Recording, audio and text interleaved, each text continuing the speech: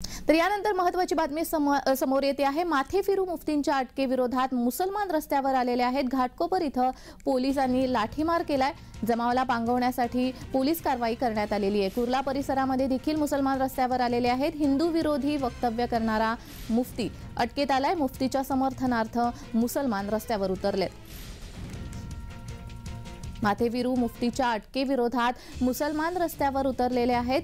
घाटकोपर इथे पोलिसांना लाठीमार करावा लागला। जमावाला पांगवण्यासाठी पोलिसांनी लाठीमार केला। कुर्ला परिसरामध्ये देखील मुसलमान रस्त्यावर उतरलेले पाहायला मिळाले। हिंदू विरोधी वक्तव्य करणारा मुफ्ती अटकेत आलेला आहे। या मुफ्तीच्या समर्थनार्थ मुसलमान रस्त्यावर उतरलेत। माथेफिरू मुफ्तीच्या अटकेविरोधात मुसलमान रस्त्यावर उतरलेले आहेत। तर या संदर्भात अधिक माहिती देण्यासाठी आमचे प्रतिनिधी अनिल सावरे आपल्याशी जोडले गेलेले आहेत। अनिल, माथेफिरू मुफ्तीच्या अटकेविरोधात मुसलमान मोठ्या प्रमाणात रस्त्यावर उतरल्याचं पाहायला मिळतंय। या संदर्भात अधिक काय माहिती आहे?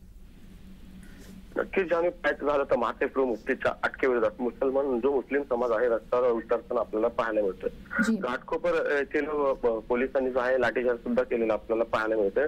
जमावाला पावण्यासाठी पोलिसांनी कारवाई केलेली आपण पाहू शकतो। कुर्ला परिसरातील मुस्लिम समाज जो आहे रस्त्यावर उतरताना आपल्याला पाहायला मात्र पाहायचं झालं तर जो माथेफिरू मुफ्तीचा जो अटकेविरोधात जो मुस्लिम समाज रस्ता उतरला तर मात्र जो मुस्लिम समाज यापुढे जर पुढील कारवाई पोलीस काय करतात आणि या मुस्लिम समाजाला कशा प्रकारे आळा बसवतात ते सुद्धा पाहणं गरजेचं ठरणार आहे। हिंदू विरुद्ध वक्तव्य करणारा मुफ्ती अटकेत आल्यानंतर जो मुफ्तीच्या समर्थनात मुस्लिम समाज रस्ता उतरला आता याला कसा पांगवतात आणि कशा प्रकारे यांच्यावर आळा बसवतात पोलीस त्याच्याकडे सुद्धा पाहणं गरजेचं ठरणार आहे। जी जी अनिल, मात्र या मुफ्तीला गुजरातमध्ये नेल्याचं म्हटलं जाय तर या संदर्भात काही माहिती आहे का? अनिल, माझा आवाज पोहोचतोय आपल्यापर्यंत?